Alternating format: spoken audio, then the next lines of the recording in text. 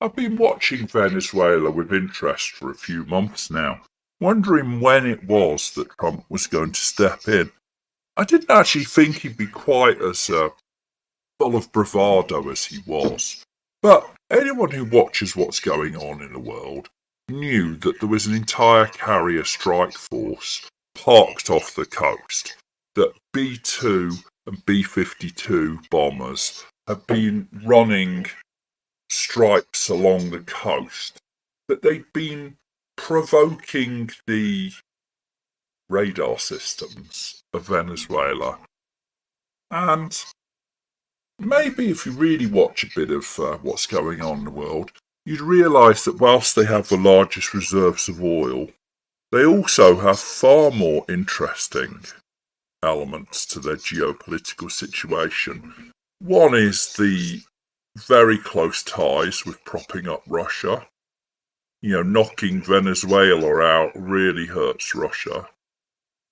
And the other is that their close ties with China, who provide much of their air defence network that got very easily beaten, would make it really easy for China to base defensive and offensive weapons within easy shot of southern US states.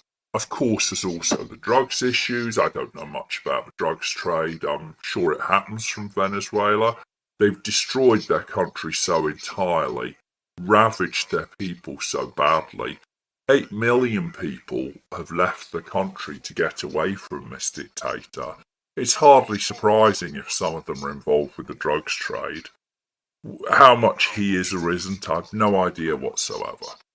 But Trump seems very sure that he is, but then that's Trump's way, isn't it? He's sure of everything. It seems to have woken up the media a bit, the media that barely covered everything that was going on around Venezuela the last couple of months. Suddenly covering all the C-17s flying into the UK.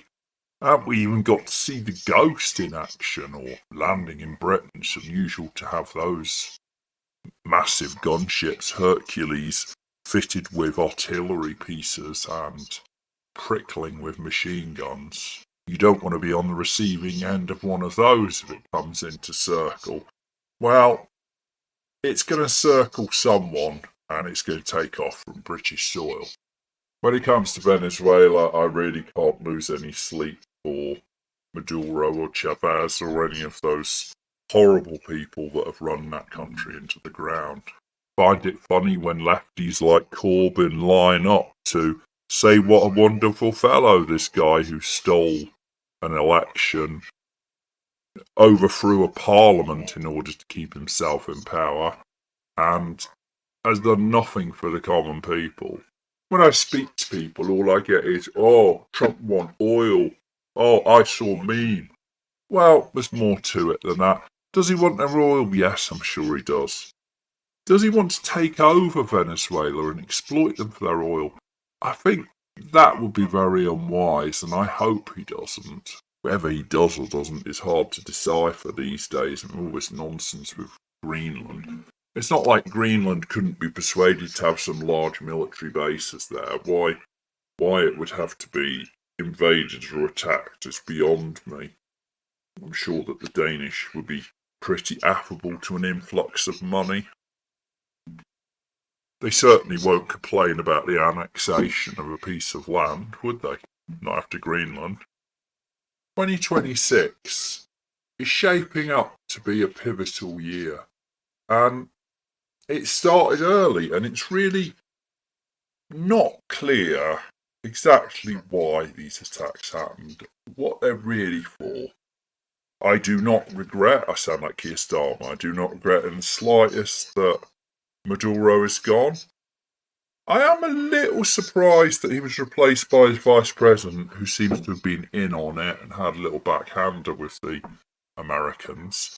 I wonder how long she stays in power when that becomes more clear to the people of Venezuela. Maybe they just don't care. To some degree, I'm surprised by the liberal left crying tears over a murderous dictator who stole an election because they're not happy that someone who was elected has got rid of him. I personally think this has far more to do with curtailing Chinese expansionism or threats of expansionism and undermining the Iranian and Russian regimes. One thing that's for sure is the media don't have the pulse of what's going on.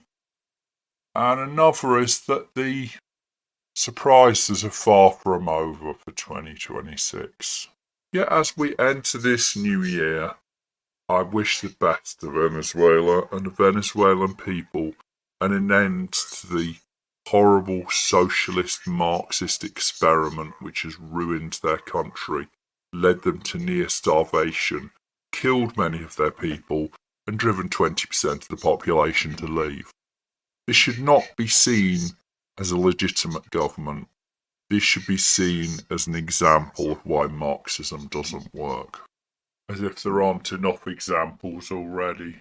But while the West mulls over whether it's legitimate to get rid of a dictator, well, maybe, the people of Venezuela are having to struggle against armed militias on the street who are shooting people for thinking that it's legitimate to get rid of them.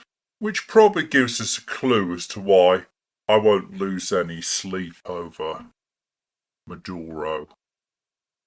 And Trump's done one better than Joe Biden. Joe Biden actually released Maduro's nephews, one of his many pardons. Yes, because Maduro's nephews were drug dealers. I'm always amazed how the media never quite wants to tell you the whole story. Oh, a fisherman was on a boat that was attacked. It was a fishing boat. Well, a Venezuelan fishing boat with a Colombian with gun running and drug dealing past, who's spent considerable time in prison for his involvement with the drugs trade, for some reason decided to go fishing on a fishing boat in the drug running route. Maybe it's because he was a drug runner. But just like the media never wants to tell you about the nephews who were pardoned by Biden, they also don't want to tell you that the Americans killed drug dealers. Well, I'll be watching, and when we actually have something to talk about, I will come back to this topic, so please do like and subscribe. It does help a lot. We're going to be keeping a close eye on what's going on in Venezuela, a lot closer than the media will bother to.